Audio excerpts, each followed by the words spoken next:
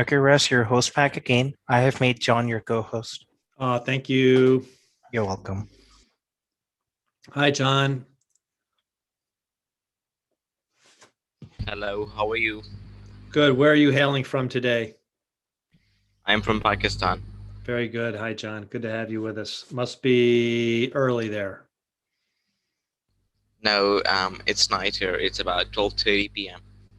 AM, I'm sorry. Okay. 12:30 a.m. That's right. It's late. Not early.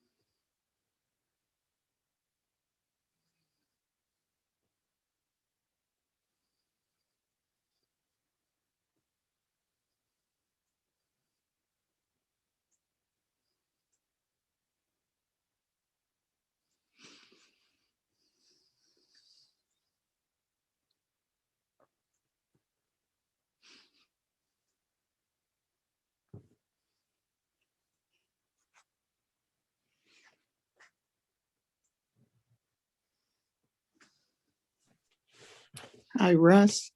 Hi, Viola. How are you? Okay. I hope it's okay I joined after all because I had canceled as of yesterday because I thought I was going to be under the weather from that shot yesterday. But I'm not. I'm feeling great. So I'm really glad you're here.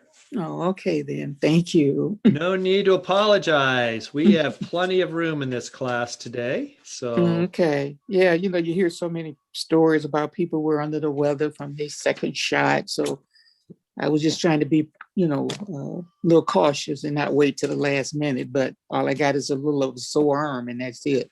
that's the same experience I had, and exactly the same thing I did. I got my second shot on Saturday, the 20 something. And I just told people the next day, don't expect me anywhere. And I was okay. I mean, my shoulder hurt a lot. Right. Because, about 8 o'clock yesterday, that's when I started feeling a little soreness in the shoulder, but that's been it. Like, oh, shoot. Yeah. Mm-hmm. So I said, well, I'm going to take the class. I don't feel bad at all. Good. Well, we have a lot of people here who I guess are itching to do some traveling. Amen. And it might just be to the next city. It may not be around the world, but I haven't been any farther than, well, I went to Maine last summer. I got to confess, I have a son that lives in Maine, and we drove there last summer, and that's the farthest I've been.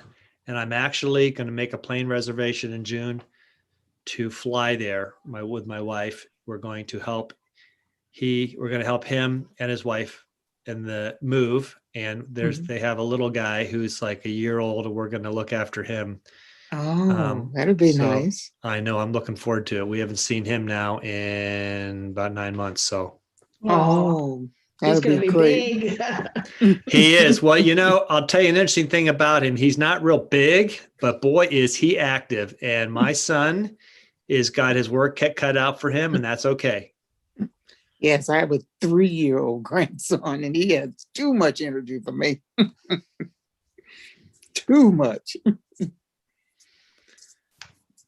So my daughter, too bad we can't bottle it and give me some, because the That, you energy know I what? used to have is gone. When my oldest son was like 2, he was so energetic. I used to say, "Can I just get a transfusion from you every afternoon, and then I'll be fine? Just kind of give me some of that energy of Nathan." Right. Yes, it would be nice. We're going to give it about 1 or 2 more minutes for other people to join in. But is there anybody here who this is your first Get Set Up class? On that first set of class. Okay, well, that's good. That's good to know. We have a lot of Get Set Up veterans here. And I'm just getting a few names down here.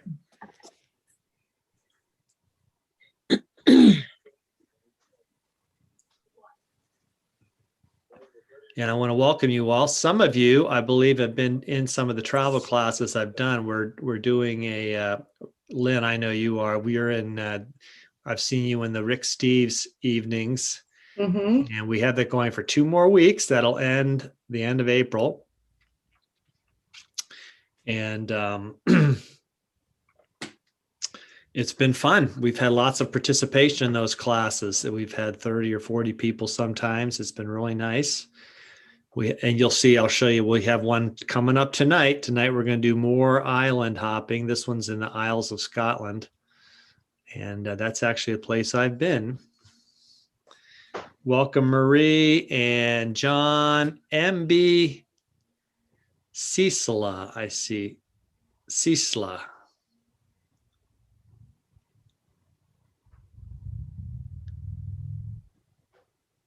And Pam, Dale, Joanne. Hi, Joanne Ramsey. I know Joanne, Joy, Deborah, Hello Lynn, there. Joyce, and Viola. Nice to see you all here. We have John, our TA support, who's also with us. This is my first class with John, so I'm glad to have John with us. And we're going to give it maybe a minute. I will remind you today, if you have any questions, to put them in the chat, and John will help us gather those questions up. And, how many of you have done a class with me before? Raise your hand, either your hand up, or you can do a virtual hand with the reaction button on Zoom. Okay. Hi, Pam. Pam wants to know what was my packing list when I biked from Pittsburgh to Washington. I'm going to get that list to you, Pam. One way or another. You know what? If you're willing, if you wouldn't mind, put your email address in the chat to me. I'll make sure I email that to you, because I'm doing that class tomorrow, and I'm going to have the list on at that class, but you may not be able to make it. It's tomorrow, 11 o'clock. So if you can't make it, I'll make sure you get a copy of that list. So I read a great article in the Washington Post over the weekend on their travel section. It's actually from the previous week, but I hadn't gotten to it, about camping while biking. So it was quite timely. I didn't camp, but you would need that. Want to welcome everybody. I'm going to go ahead. Oh, we got one more person joining us. Not sure I know who was it. Daniela. Hi, Daniela. Welcome. Glad to have you here. You know, one of the weird things about Zoom is it pops people in different places on the screen. I'm never sure why it does that. Maybe it does it in order of people that come up here. I don't know. Viola was the first person on there, so she's at the top of my screen. Great, Pam. Okay, I'll make sure I get to that list. Want to welcome everybody. I'm going to go ahead and share my screen with you. Iris. Joanne has raised her hand before. No, he said who's been in his class, in another class before, raise your hand, and that's why I raised my hand. Thank you. Yeah. Thanks, John. I appreciate it. I've had, yes. So just before I share the screen, I can still see everybody today. If you have questions, put them in the chat. I'll also pause and you can ask some questions. There aren't that many people today in the class, so it's not, when we have 20 or 30 people, it's really hard. But when there's a dozen or so, you can ask questions, but you can also put them in the chat. if any of you have any interest in particular classes that you'd like to see us do on travel, let me know. You can put that in the class feedback, which you can return via when you get an email after this class. When you give your class feedback, you can also put it in chat today if you want, because I'm working on a whole bunch of travel related classes. But today we're going to talk about something very dear to my heart, something I call slow travel. If that would go away, I can get slow travel in here. There we go. And hopefully you see something on your screen that says slow travel. Everybody see that? Good. Spend less, but have a richer experience. This is from an idea. I can't say I originated this idea of slow travel. There are many travel experts and people in the industry who will talk about the same concept. They may not use the exact same words. And when I talked a little bit today about live like a temporary local, that's from Rick Steves shares that. And I'm not sure that Rick originated it either, but he certainly popularized the idea. And my wife and I talked about this as the philosophy we developed over our years of travel, especially doing international travel. And of the places that we have traveled together that we have enjoyed the most, here's a picture from Ireland. That might be the place we visited, we enjoyed the most, but we've also been to Colombia. We loved Colombia. This is what you see. That picture right there is an Irish pub, and I'll talk a little bit later about what you learn from the locals. But was the musicians in an Irish pub. I'm your guide, Russ Eanes. I'm from Harrisonburg, Virginia. I'm a writer, walker, and a cyclist. I formerly was a book publisher, and as a publisher, I love to help authors shape their ideas into a book. And I love now the energy that I get from working with older adults. I'm actually a full-time guide now with Get Set Up, so I enjoy also collecting wisdom from you all. And if you have ideas or wisdom today along the topic that I'm sharing, or perhaps experiences similar that you want to talk about, I will invite you to talk about that. Get Set Up helps you learn useful skills from people like you so you can do wonderful things, and we learn from each other. Ideally, we can see you and your cameras are on. You can request a recording after class of this class. You can email help@getsetup.io. There is now a YouTube channel with all of our classes on it, so they should hopefully give you a link to that channel that you can find it. If you're joining by live stream, the best way to participate is to join us and register for a class. And I know we are live streaming today. Get Set Up, by the way, is not to pay to promote any specific products. So should I mention something like that today? Well, we're not getting kickbacks or anything like that. We're strictly an educational organization. Okay. I'm going to talk now about my concept of slow travel and what it involves. And I've traveled a lot in the US over the course of my life. Haven't visited quite all the states, but I've traveled a lot. I've traveled by plane, train, bus, car, foot.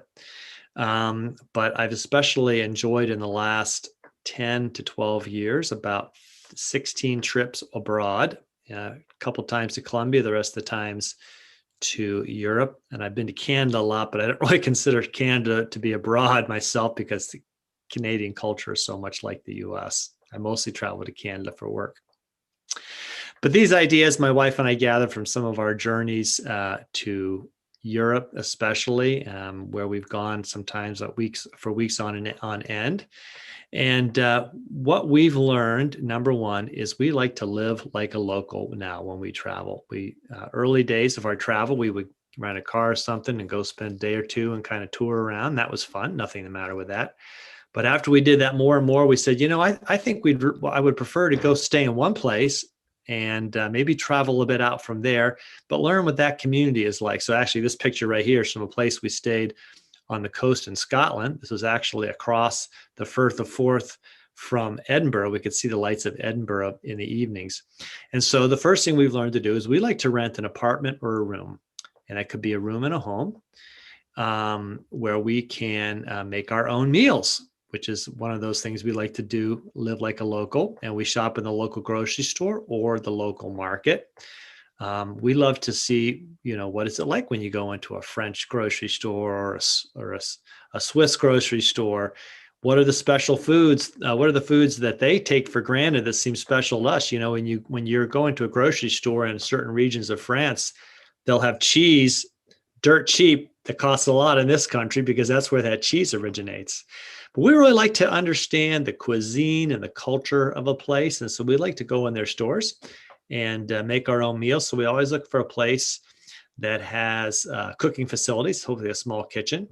And by the way, you can travel less expensively if you make your own meals. So we often will eat out once a day or so. And by the way, you can often get a cheaper meal in the midday if you're eating out than in the evening. Often you'll get the same amount of food for a few euros or a few pounds less, or whatever it is, a few Swiss francs less, whatever it is you're spending. But we do like to sample the local specials and cuisines. So it's not like we don't ever go to restaurants. But we like we like that grocery store. We especially like the markets. And what are the local cuisines? What are the things that are special? And if you've been abroad and you've been in like say a French or a German bakery, you will know what I'm talking about. We like to know what they eat. So we'll often get stuff for making sandwiches that we take along with us when we go out for the day. But it's the way we like to shop. So here's a grocery store, and honestly, I'm not even sure where this is from. It might be Switzerland or it might be France, but it's significant because this is the chocolate section.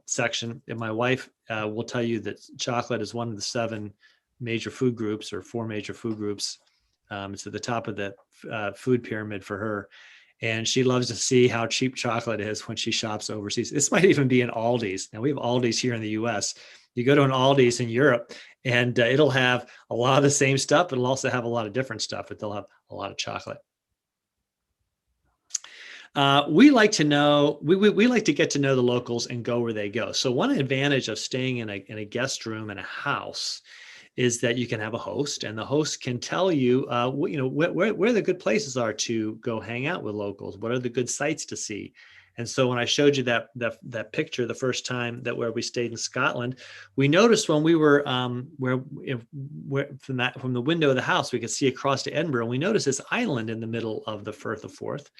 And I looked on a map and I said it was an island where there'd been a monastery. And our host said, yeah, you can go over to this town on the other side of the bridge, and every day there's a ferry that'll take you out to that island. And we said, let's just go do that tomorrow. And we might not have thought of that if our host hadn't given us that idea. We've also learned that the locals can tell you all the good places to eat or all the good places to hang out or get a drink or something like that. This is actually a picture of what was once an old market in Madrid.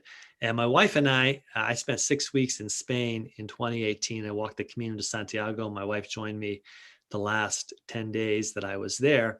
And we flew home via Madrid, and we made about 24 hours in Madrid. We said, well, let's go down into the center of Madrid and we'll get a meal. And we did. We went and stayed in the Central Plaza. Took a local train into the Central Plaza of Madrid, and we got a nice meal. But it was a very touristy place, and the plaza was full of tourists, all getting meals, nothing the matter with that. And we were just, nearby was the main shopping area. It had all the kind of stores that you could probably find in a major city anywhere in the world. But we walked about 6 or 8 blocks away from the Central Plaza, and we came upon this place. And this is where the locals went. And if you've been in Spain, you know that when the evening they like to have tapas, which are like they're kind of hors d'oeuvres or little appetizers on plates that they have when they get a drink, a glass of wine or a beer or whatever else they're drinking. And this place. This old market was full of little stalls where you could get a drink or something to eat. And it was just packed with locals. And that's where the locals were staying. And we said, we wish that we'd eaten here rather than at the restaurant. Nothing the matter with the restaurant, but we would have enjoyed rubbing shoulders with locals. I remember back about 6 years ago when we were in Ireland. We were in the small inland city of Kilkenny. By the way, Ireland only has coastal cities except for one. Kilkenny is in the interior. That's because the Vikings created all the cities in Kilkenny. And I was there with my wife and sister, and I went up to the bar to get a beer, and I came back 20 minutes later. My wife said, where have you been? And I said, well, you can't go to a bar, the actual bar in an Irish pub, without somebody striking up a conversation with you and wants to know where you're from and why you're here and what you've seen. We love that kind of a thing. So live like a local, get to know where the locals go and get to know them. Another thing we like to do for slow travel is we like to walk, bike, or take local transit, which can include subways or buses. So I've been to London a few times, and the fastest way to get around London, central London, is the tube, and it's worth it. I would definitely advise you, if you're there, to take the tube. Very often, the less expensive places to stay are outside the central part of the city. And in fact, that's another way to get to know locals, live in some of those small communities and towns where they live in Greater London, for example, take the tube in. But also, we like to see what's around the neighborhoods. And so one of my favorite things when I'm in London is, if I have some time at the end of the day, is head back to where my lodging, buy a double-decker bus. It's cheaper. They run very frequently. And the best thing is you can climb up in the front, jump into the very front of the bus, which is like a bubble, and you can just watch the neighborhoods go by in London. Takes you longer than a tube, but it's a lot of fun and it's cheap. And you're on the bus with the locals. That's how we sightsee. That's how you sightsee. Exactly, Sylvia. Round trips, they go back to the same place. Everywhere we try to do that. How's the pickpocket situation though?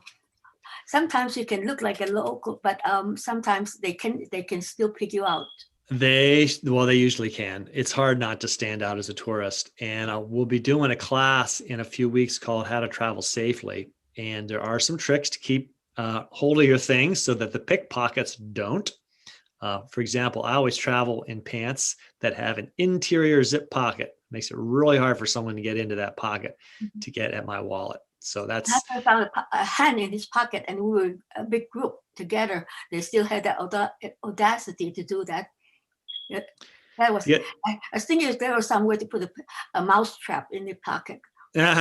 Well, one other thing you can do, and we'll talk about this in the travel class, is get what they call a sling bag that goes over your shoulders, and you can have it so that it's slung around behind you. And if you're in a crowded place like a bus, you can shift it around so that it's in front of you. My wife has a sling purse that she travels with, and that way she can always keep track of her things in a crowded bus or subway.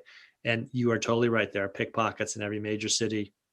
They can cut the sling easily from the back too. So you have to have a double kind of sling bag with a belt. Yep.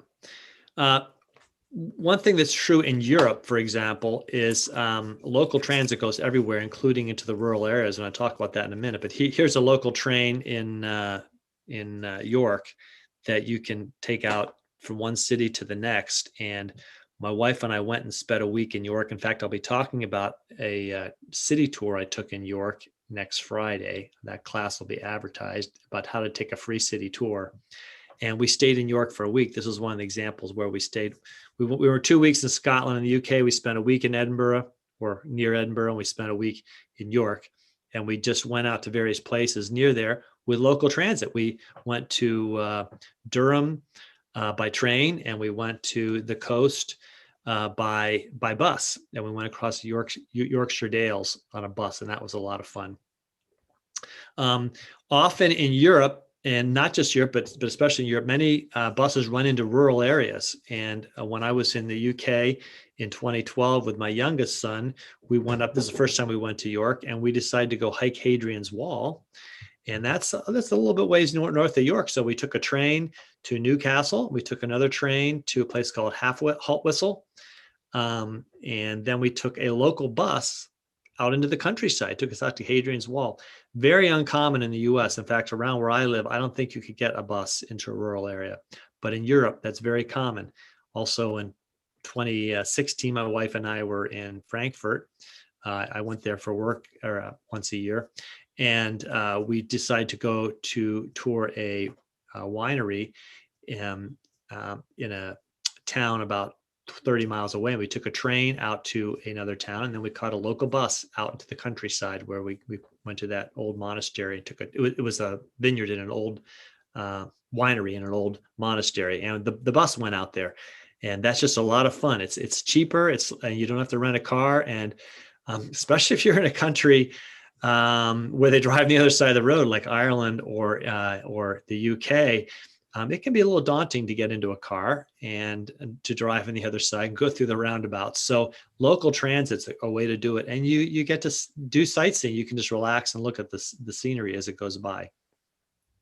The thing about the bus, it's always a good idea, maybe, and I hope they do that now, to be able to get a hold of a written schedule, because we took the bus into in Amsterdam to Keukenhof, and the bus driver told us a return flight trip, and we were there for hours. There was no bus, and we ended up, I don't know how we got back to Amsterdam.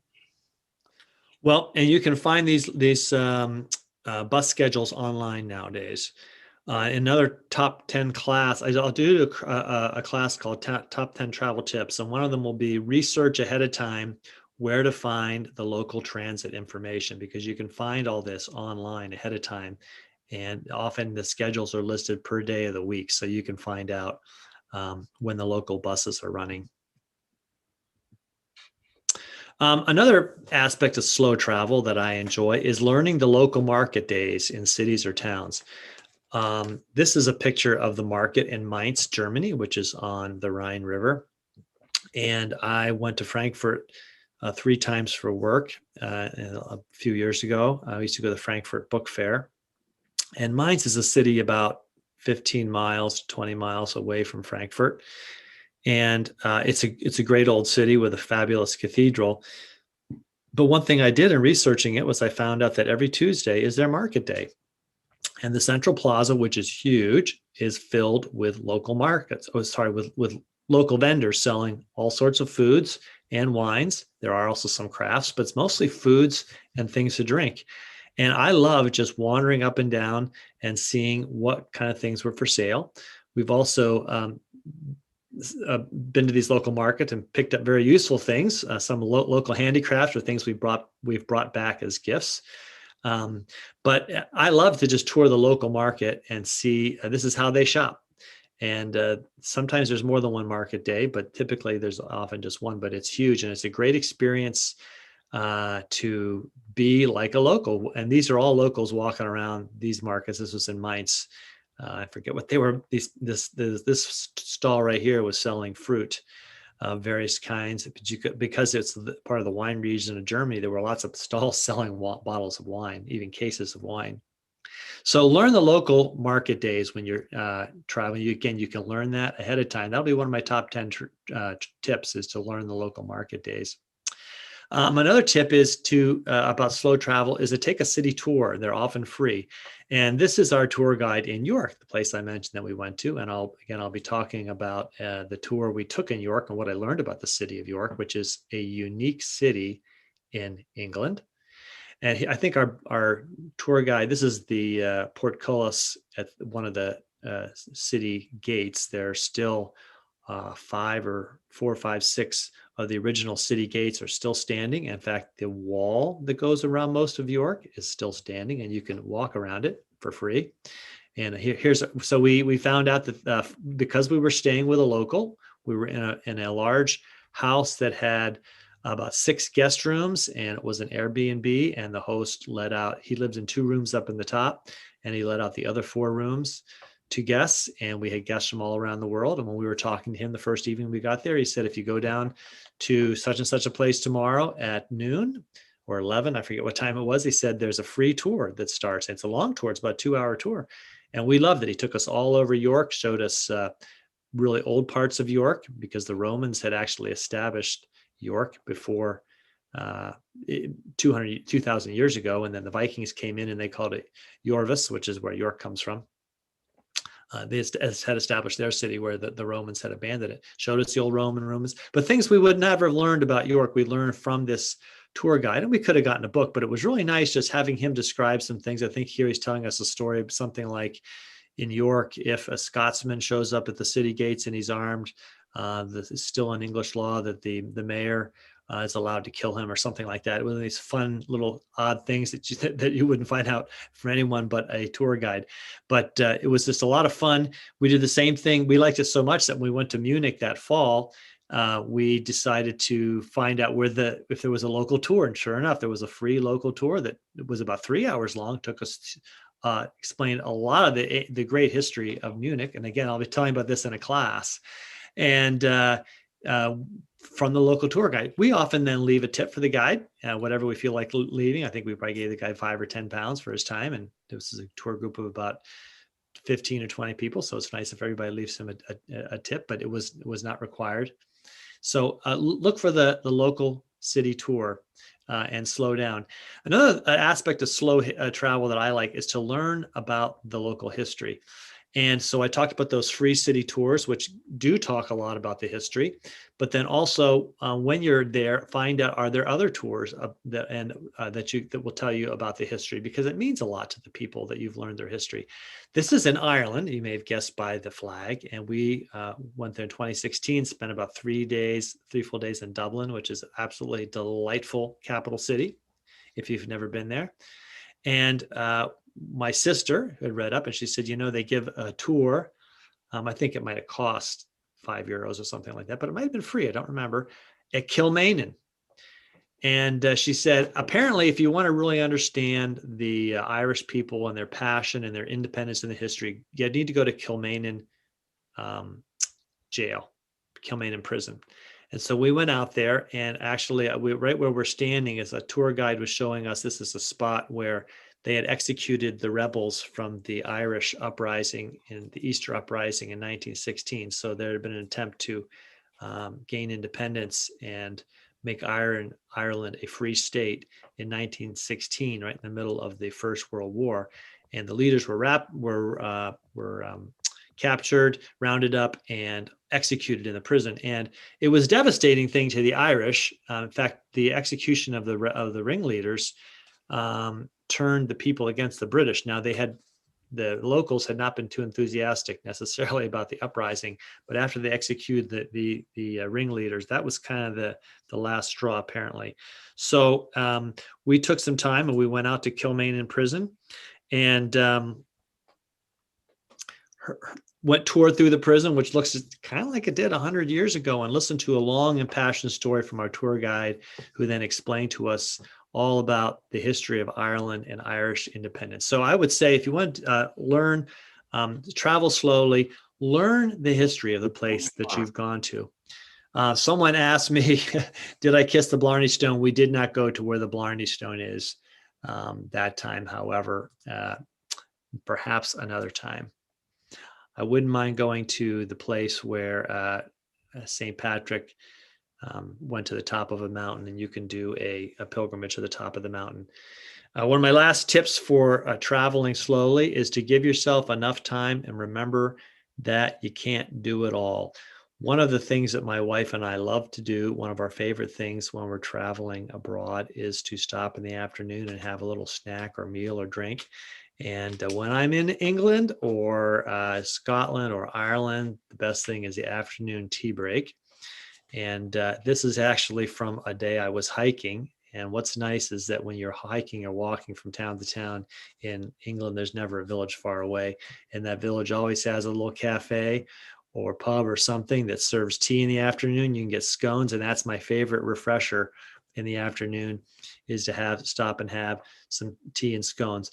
I think often when we travel, we feel that we want to experience so many things, and we've got to see this, we got to see that. We're rushing from this to that, and we don't stop and take time to, as I said, learn to get to know the locals, how they eat, where they go, what they do, about their history. And instead, we're kind of rushing from site to site. And so my wife and I have learned to be very relaxed, and we've said, we missed that site in that city this time. Maybe we'll come back. Maybe we won't. But we saw a lot of other fabulous, wonderful things that we wouldn't have discovered otherwise. And we're glad that we had that time to experience it. And that takes a lot of the pressure to travel that way. So give yourself time. Remember, you can't do it all. So I'm going to stop sharing here for a minute and gather up any questions or anyone else's comments about slow travel that you may have experienced. And I know some of you have, because I know a few of you've been in different classes with me on travel. Anybody have a comment or something you want to add about your experience of slow travel, where you may have been, what you might have done? Feel free to unmute yourself.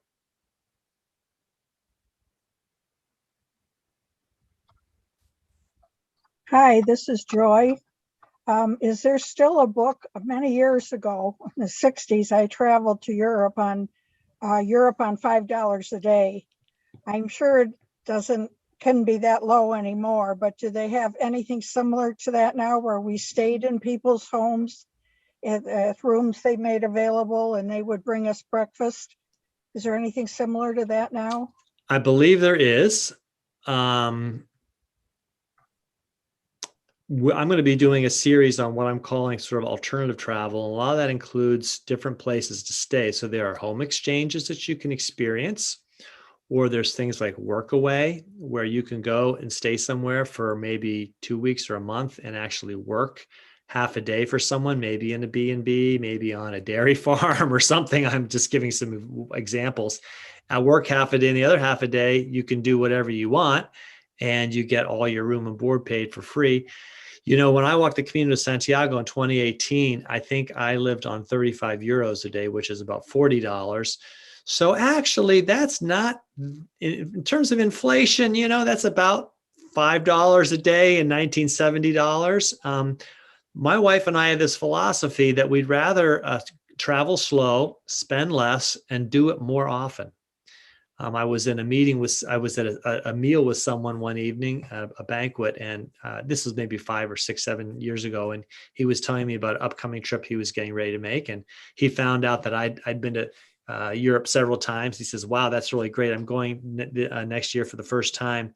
But boy, I think it's going to cost me about $15,000. And I thought, I can believe that, but you don't need to spend that much. And for some people, it's a trip of a lifetime. They want to spend all that money. They want to do it. They're happy. And I don't have a problem with that. But my wife and I like to travel a lot. And so we found that by what I call slow travel, we can afford it and do it more often. I didn't show a picture here, but when I went to Frankfurt, I went there 3 times for work to the Frankfurt Book Fair. And I always stayed with locals. And I found my rooms through Airbnb. And when I was at the fair, I was displaying and showing my books and talking to publishers from other countries. A lot of the other I was in an area that was all American publishers around me.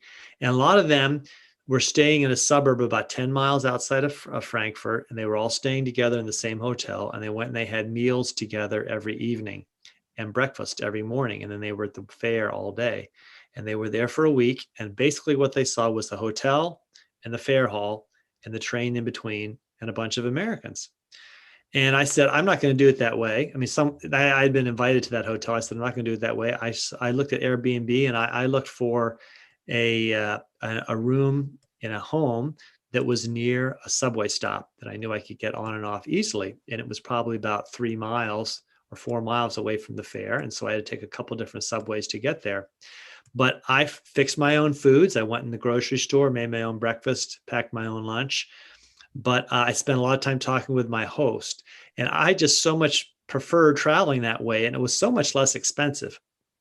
And so much so that that's the way my wife and I prefer to travel now. And we find we can travel more frequently and afford to do more frequent traveling.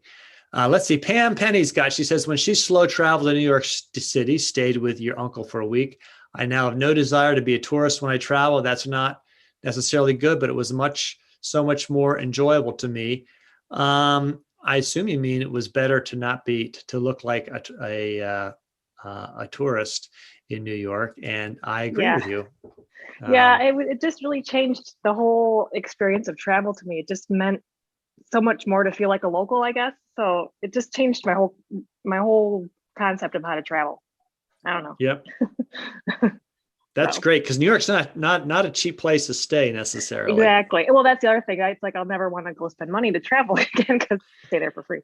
And there are also books written. I wish I have to research this. I don't have it it's in my head, but I can't think of the title of the book, that will tell you some of the hidden out of the way places to visit in cities like New York that Rick the Steves- tourists don't go to. oh, Sylvia, were you going to say something about that? I was thinking, well, years ago we had the Arthur Farmer and another person, I can't remember, $5 or something on $10 a day. Those no longer exist. But what we usually do is we write to the Tourist Bureau or Department of Commerce.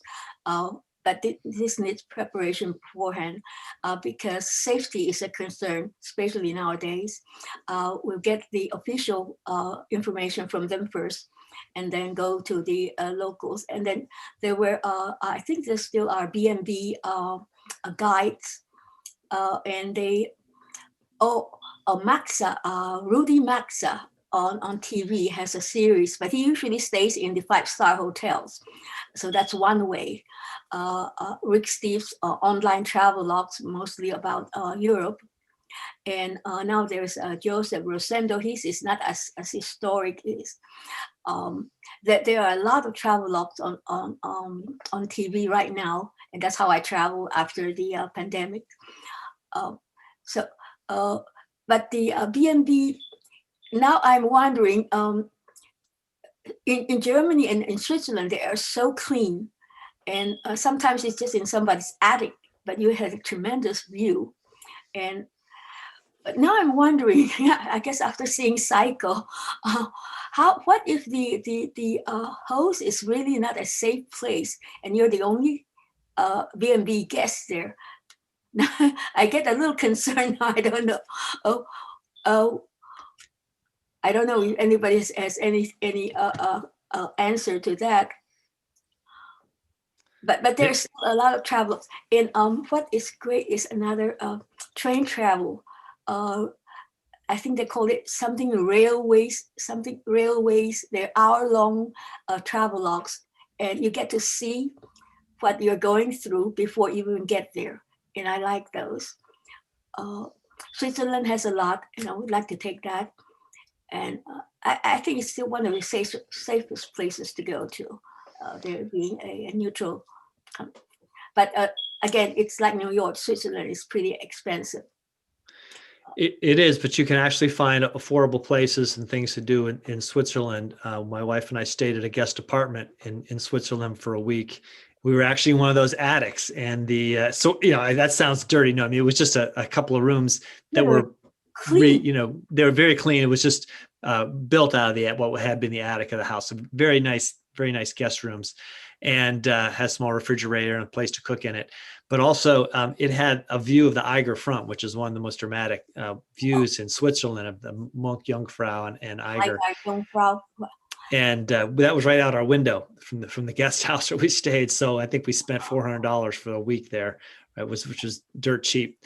I think one thing you can do, and this is where if you are reading reviews like an Airbnb, you can look for a place that you can actually ask questions or see if there's questions about safety where you're staying.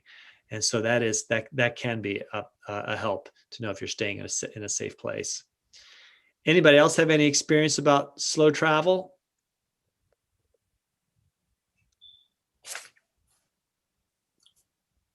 Any of the concepts I mentioned?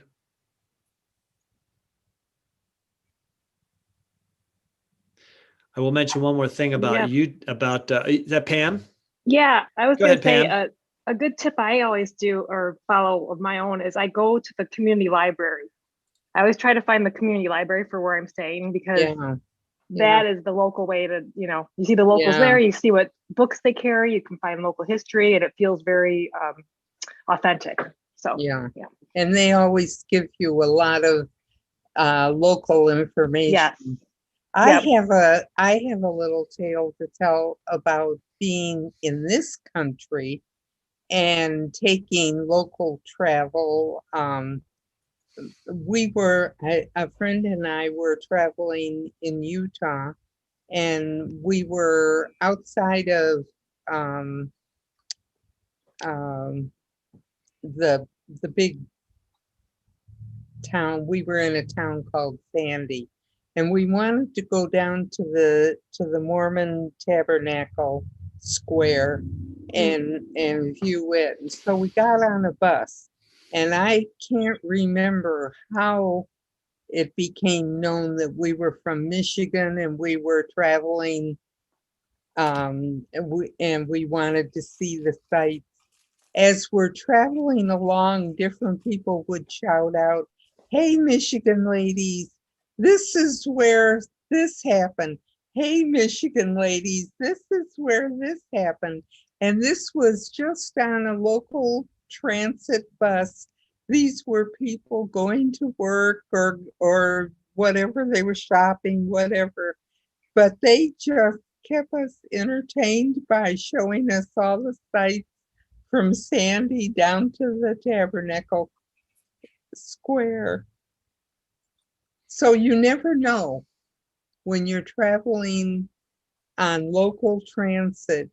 It's very easy to get information, and people often are friendly.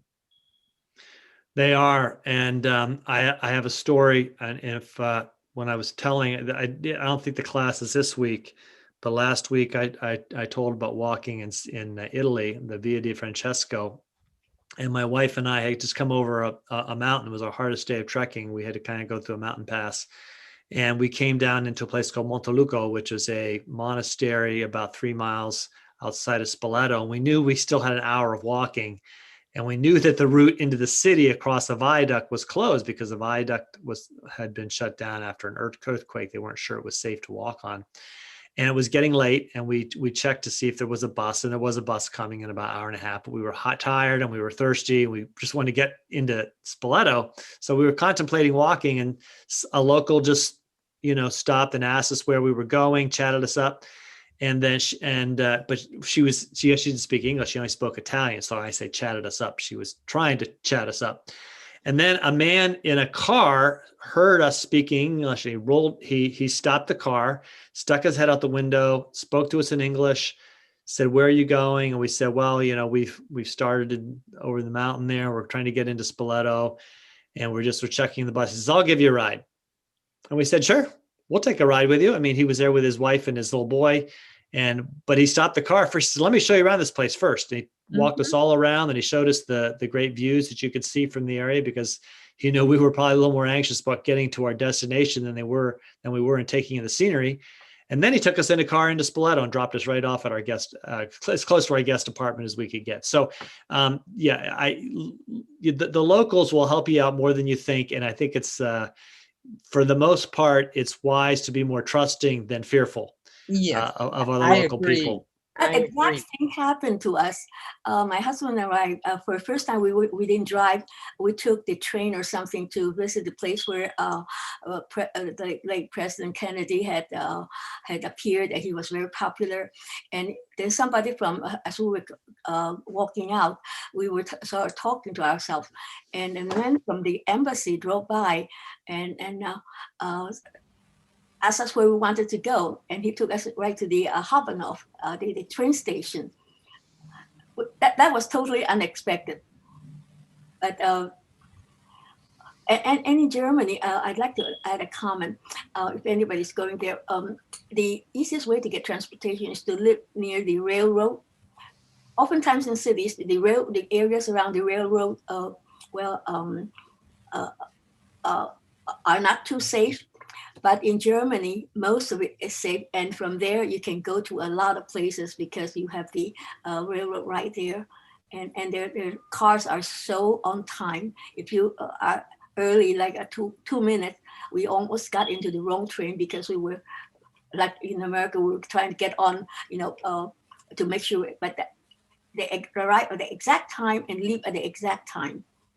So that's one way to get around easily. And also to buy things at the PX. Germany has a large American U.S. Armed Force, USAF, what do you call that? Places for their staff.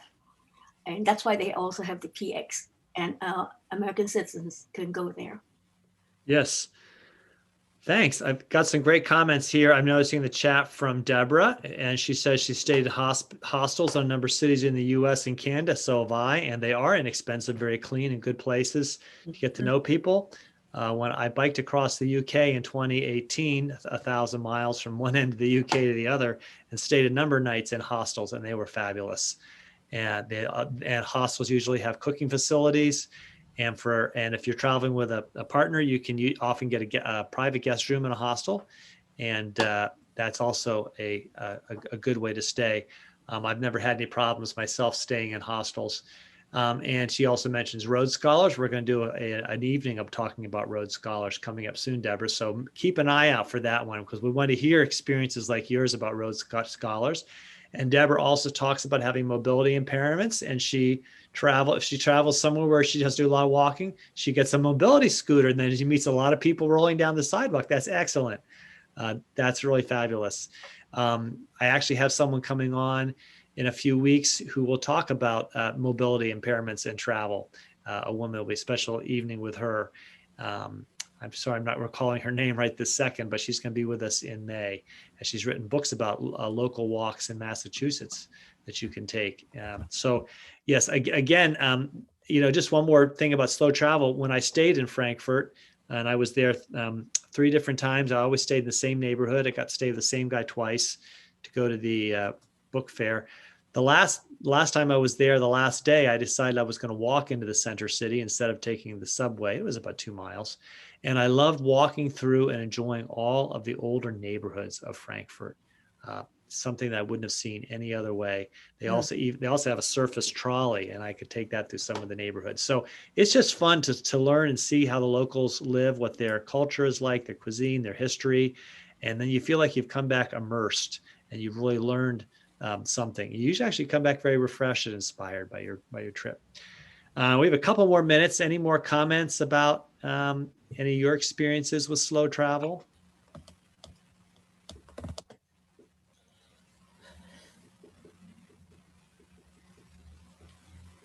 In Germany. Yes. That's what I was saying. The old cities are more interesting than the newer ones. Even the old opera house was a lot nicer than the newer ones. What they call the alte Stadt. Those are the old cities. They have more history, and they have and the bus drivers are often very, very helpful. We were on the one, and we had gone past where we were supposed to go, and he heard us in English, and he called somebody from the back of he stopped the bus. Actually, I've never had that in all my years in the United States, and pulled over because he couldn't speak English that well. And I had a young man from the back of the bus come up to the front and explain to us how we can walk back, or how we can get to see that place we were supposed to go to. So that's my 2 cents. That's great. And in the class I have coming up about 10 top travel tips, I'll talk about some of the ways you can learn about local travel and local transit. When my wife and I went to Rome at end of 2019, which is actually the last time I was on an airplane, I discovered, I researched and I found out, well, the airport in Rome is actually about 40 miles from the center of the city. It is not right there. How do you get there? And I read about it, and it said there were different types of transit you could take. There were trains, there were faster trains, slower trains, and buses, and the buses were the least expensive. And we had plenty of time, so we decided we would take the bus. And but we were figuring out, well, where do you catch this bus? Well, I discovered a guy had a YouTube video where he started the video in the international arrivals, and he walked out the front door, took a right, and walked down to the buses. It was about a 3-minute video. But when we got there, I felt like I already knew where to go and what it looked like. So there's many ways you can learn to do slow travel. And again, we like taking the bus because, well, we had the time. If we'd gotten into the center of the city faster, we would have just simply had more time to wait. So, well, you've been a great group. Let me just share with you some more upcoming classes about travel. And this evening we have one called, let's see, Scottish Isles. So this is Island Hopping Monday. We're going to go to the Scottish Isles. And speaking of Scottish Isles, I have a class next week at this, let me check the date and time, about traveling to Lindisfarne and Iona. That is actually next Monday in this time slot, 3:30. So I'll be taking on a tour to two of the Holy Isles of the United Kingdom, Iona, which is in Scotland, and Lindisfarne, which is in Northern England. They have a storied history, and I took a pilgrimage there in 2016. I also have a class tonight, the one on island hopping, and tomorrow night we're doing Tuesday festivals. More Rick Steves. We got in for 2 more weeks before we won't have Rick anymore. So tomorrow morning, 11 o'clock, I'll be talking again about bike rails to trails and traveling from Pittsburgh to Washington, D.C. And I hope to see some of you in those classes. You'll get a message like this at the end with a few notes from the class and a chance to give feedback. I love feedback. Tell me ways to make the class better, or please suggest a class that you'd like to see us do. I've gotten lots of good travel suggestions from learners through the feedback. And lastly, spread the word about learning from Get Set Up. These classes are free, so please tell other people about it. If any of you are interested in hosting an interest group, just let us know. And again, suggest a class you'd like to see at Get Set Up. We do partner with assisted living, assisted care, senior living, government, community organizations, and we're hoping, and a lot of them provide subscriptions for their members to take classes with Get Set Up. And Deborah says, last note, last February, I was fortunate enough to befriend the cab driver who drove me from the ferry dock to my hotel on Bora Bora. She practically became my personal driver during my stay. She took me on a Circle Island tour, drove me to Matera Beach to watch a sunset, and drove me back to the ferry dock to get to the airport. She gifted me 2 bags of Black Pearl just as a parting gift. Fabulous, Deborah. Great story. I like hearing that. You know, I had a funny story. I guess I'll end with one more. In 2014 or 2015, I was in 3 different cities in the world taking a cab. One time was in Frankfurt, one time was in Manitoba, and the third time was in Florida. And I was very interested to note that in each case, all my cab drivers had originally come from Pakistan, and they had very good English, and they told me all about where they come from and why they were living there. So I've learned to chat up the cab drivers. I like to talk to the cab drivers. Well, thanks everyone. You have a good afternoon, and I might see some of you this evening, 7:30. We'll do some more island hopping in the Scottish Isles. Have a good afternoon, everybody. How can we save some of the chat? Is it possible? Because yes, it is. If you go to the chat right now, there are 3 dots. I'm on a laptop, so if you're on a different device, it may look differently, and maybe John can help here if he's still with us. You'll see 3 dots to the right, and it'll say Save Chat. If you do the Save Chat, it will save the chat for you at the end. So Deborah's great input. Thanks, Deborah. Hope to see you again some more classes. You're a great participant. I appreciate it. You can save Deborah's input that she gave you there, plus a few other notes. Did you get that, Sylvia? Oh, yes. Thank you very much. Super. Have a good afternoon, everybody. Bye. Bye.